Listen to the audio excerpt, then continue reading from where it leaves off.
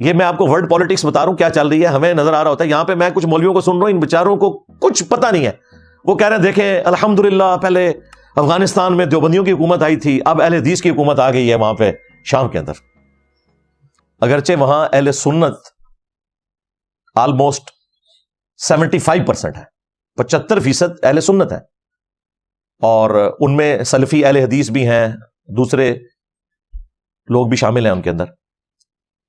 15% اہل تشیع ہیں, ان میں بھی میجورٹی وہی نصیریہ فرقہ, اتنا عشری نہیں ہے.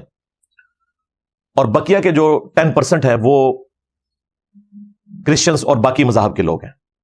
IS الدولت الاسلامیہ فی العراق والشام, یہ ایبریویشن ہے داعش. دولت الاسلامیہ فی العراق والشام, اسلامک اسٹیٹ عراق اور سیریا کے اندر.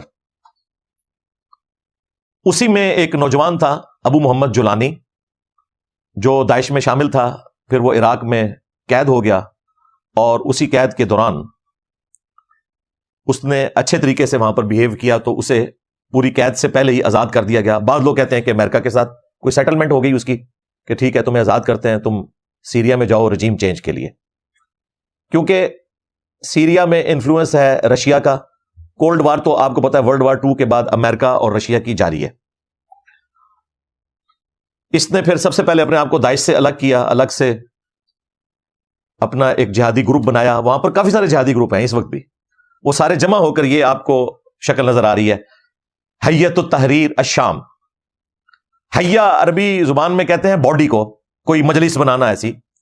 تحریر الشام یعنی شام کی آزادی کے لیے ایک مجلس, ایک باڈی, ایک آرگنائزیشن کا قیام, یہ اس کا نام ہے.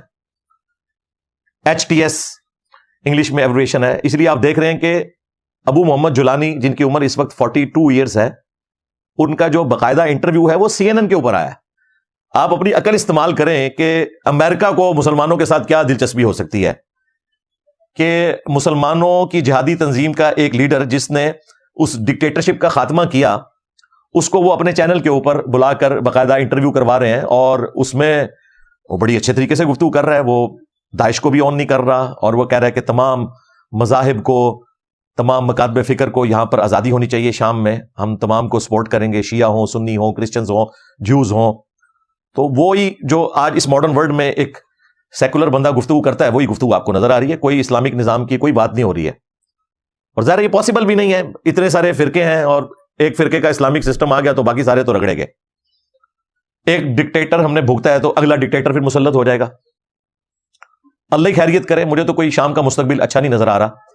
اسی موقع کا فائدہ اٹھاتے ہوئے آپ دیکھ رہے ہیں کہ اسرائیل نے 2 دنوں کے اندر 400 سے زیادہ اٹیکس کر کے شام کی تمام فوجی تنصیبات کو تباہ کر دیا, تاکہ جو بھی مستقبل میں حکومت بنے اس کے پاس انفراسٹرکچر ہی موجود نہ ہو شام کے اندر کہ دوبارہ اسرائیل کے سامنے کھڑی ہو سکے. بشار الاسد نے اپنی ایک آپ سمجھ لیں دشمنی کے اندر اسرائیل کے ساتھ ٹکر لے کر رکھی تھی, اسی وجہ سے ایران بھی اسے سپورٹ کرتا تھا. رشیا اس لیے سپورٹ کرتا تھا کہ اسے وہاں پر ایک اڈا چاہیے تھا اپنی چودراہٹ قائم رکھنے کے لیے, جس طرح امریکہ نے اپنی چودراہٹ کے لیے اسرائیل کو رکھا ہوا ہے. تو شام آپ سمجھ لیں پروکسی تھا رشیا کی. میڈیٹرینین سی کے کنارے ان کو وہ انہوں نے اڈے بھی دیے ہیں, وہیں سے آپ کو پتا ہے بشار الاسد فرار ہوا, اور یہ سب کچھ پری پلان ہوا ہے. اس کی فوج تو آپ کو پتا ہے بھاگ رہی ہے, وہ بھاگتے ہوئے. لہٰذا یہ جو ابو محمد جولانی صاحب ہیں اس وقت حیۃ التحریر الشام کے جو امیر ہیں, یہ کوئی انہوں نے جنگ جیت کے بشار الاسد کو یہاں سے نہیں بھگایا, بیسیکلی تو امریکہ نے جنگ جیتی ہے. یہ سارا لیٹسٹ اسلحہ ان کی ٹریننگ یوکرین میں ہوئی امریکہ اور نیٹو کے ذریعے, اور ظاہر ہے کہ نیٹو میں آپ کو پتا ہے ایک اسلامک ملک بھی ہے یورپین ٹرکی. یہ ساری ان کی سپورٹ کے ساتھ معاملات چل رہے ہیں. انہوں نے ٹرین کیا ہے اور ان کو وہاں پر گھسایا, اور وہ فوج ان کا مقابلہ نہیں کر سکی. بیسیکلی یہ اس وقت آپ سمجھ لیں امریکہ اور نیٹو کی جیت ہوئی ہے اور رشیا کی ہار ہوئی ہے. ہاں, یہ کوئی HTS کی جیت اور بشار الاسد کی ہار نہیں ہے. ہاں بظاہر یہی نظر آ رہا ہے, لیکن پیچھے ریئلٹی یہ ہے. یہ میں آپ کو ورڈ پالیٹکس بتا رہا ہوں کیا چل رہی ہے. ہمیں نظر آ رہا ہوتا ہے یہاں پہ میں کچھ مولویوں کو سن رہا ہوں, ان بیچاروں کو کچھ پتہ نہیں ہے. وہ کہہ رہے ہیں دیکھیں الحمدللہ پہلے افغانستان میں دیوبندیوں کی حکومت آئی تھی, اب اہل حدیث کی حکومت آ گئی ہے وہاں پہ شام کے اندر.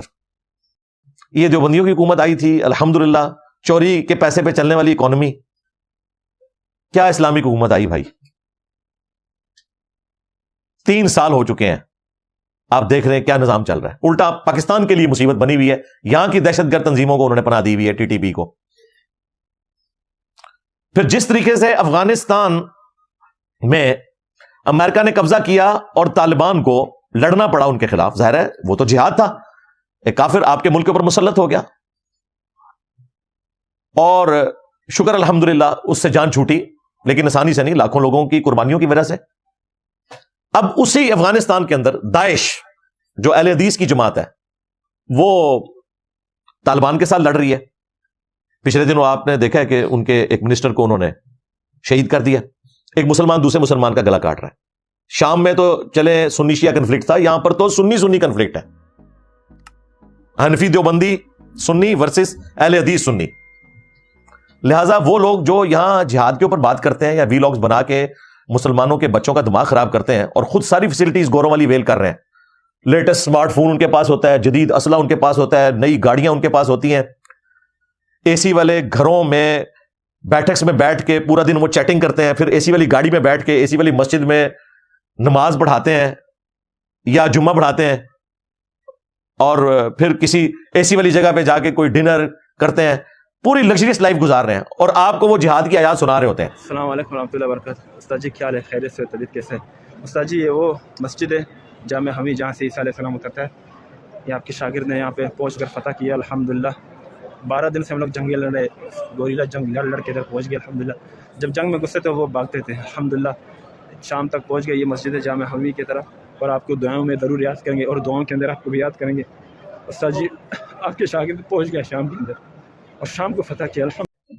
بھائی دنیا میں ہمارے علم کے مطابق اس وقت کہیں پر بھی کوئی جہاد نہیں ہو رہا سوائے ایک جگہ کے، اور وہ ہے فلسطین، جہاں اسرائیل بدماش امریکہ کی سپورٹ کے ساتھ مسلمانوں پر ظلم کر رہا ہے. اور وہاں پر جو مسلمان حماس آرگنائزیشن ہے ان کی یا حزب اللہ ہے شیعہ کی، وہ کچھ کر رہی ہے. ادروائز تو باقی یہ سارا سنی شیعہ کنفلکٹ یا قبائلی تعصب یا افغانستان میں آپ کہہ لیں پشتون موومنٹ، یہ کوئی اسلامک موومنٹ نہیں تھی. اسلامک موومنٹ ہوتی تو کامیاب ہوتے ہی، جس طرح ہمیں بتایا گیا تھا کہ جی جس طرح طالبان کی حکومت آئے گی ایک بریگیڈ وہ کشمیر کی طرف روانہ کریں گے، ایک جو ہے فلسطین کی طرف، اور مسلمانوں کو آزاد کروائیں گے. انہوں نے تو بیان تک نہیں دیا، نہ کشمیر کے حق میں نہ فلسطین کے حق میں، کیونکہ ان کا قطر میں ایگریمنٹ ہوا تھا امریکہ غوث وقت کے ساتھ. ہاں غوث وقت تو امریکہ ہے اس وقت، کہ بھائی ہم باہر کوئی پنگا نہیں لیں گے، آپ سے وعدہ کرتے ہیں.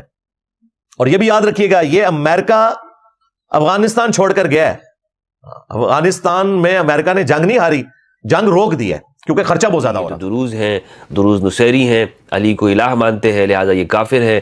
یہ اپنی جانیں بچاتا ہی رہا ہے. انہیں صرف بشار الاسد کے دور کے اندر ایک سپورٹ ملی ہے. دیوبندی تو خدا کے بارے میں کہتے ہیں کہ اللہ جھوٹ بول سکتا ہے، اعوذ باللہ، رسول اللہ کی ختم نبوت کے منکر ہیں. یوٹیوب پر آپ جائیں تو کتنی غلط فہمیاں پائی جاتی ہیں. وہ مسلمان ہی نہیں ہیں، ان کے تو فلاں فلاں ہے، ان کے ہاں نمازیں نہیں ہیں، ان کے ہاں دین نہیں ہے، ان کے ہاں کوئی خدا کا گویا تصور نہیں ہے. حضرت علی کو وہ گویا الہ مانتے ہیں. تو نصیریہ یا دروز اور یہاں پر اسماعیلیہ اور علویہ سب کو ایک ہی کے اندر سمجھ کر اس پر جناب یوٹیوب پر ویڈیوز بھی بیان کرتے ہیں، اور اس طرح نفرت انگیز مواد بھی پھیلتا جاتا ہے. اس کی بنیادی سبب یہ ہے کہ ہمارے یہاں تحقیق نہیں ہے، ان لوگوں سے بات چیت نہیں ہے کہ جو لوگ خود اس فرقے کے لوگ ہیں. حقیقت تو یہ ہے کہ جب ہم ان فرقے کے لوگوں سے یہ باتیں پوچھیں گے کہ آپ کا ان چیزوں کے بارے میں کیا عقیدہ ہے، کیا نظریہ ہے، آپ کیا مانتے ہیں، تو وہ جو جواب دے پھر اس کو ہمیں بیان کرنا چاہیے. یہ تو نہیں ہوتا کہ آپ مخالف فرقوں کی کتابوں کو پڑھ کر یہ کہیں کہ جناب اس میں تو لکھا ہے کہ شیعہ کی یہ عقائد لہذا شیعہ. اس طرح سے جو ویڈیوز ہمیں سوشل میڈیا کے ذریعے آ رہی ہیں شام سے، اس میں زیادہ طور پر یہی بات دکھائی دی جا رہی ہے کہ وہ نصیریوں کے خلاف نعرے لگائے جا رہے ہیں، علویوں کے خلاف نعرے لگائے جا رہے ہیں. تو لہذا سمجھنا ضروری ہو گیا ہے، اور جس طرح ڈسکشن اس پر ہو رہی کہ علوی کون ہے، علوی کون سا فرقہ ہے، ان کے عقائد کیا ہے، ان کی تاریخ کیا ہے، کس نے اس فرقے کو پیدا کیا اور کس زمانے کے اندر یہ فرقہ بنا ہے. دیکھیں مسلمانوں کے جب بھی اختلافی مسائل پر گفتگو ہوگی، فرقوں کے اوپر گفتگو ہوگی، تو وہاں پر سنی شیعہ ضرور. یہ بات بتاؤں کہ جو بشار الاسد ہے، انہیں مفتی اعظم شام اور بلکہ امام الشام ان کو کہا جاتا ہے، سعید رمضان البوتی رحمہ اللہ، ان کی حمایت حاصل تھی، جنہیں مسجد کے اندر داعشیوں نے شہید کیا.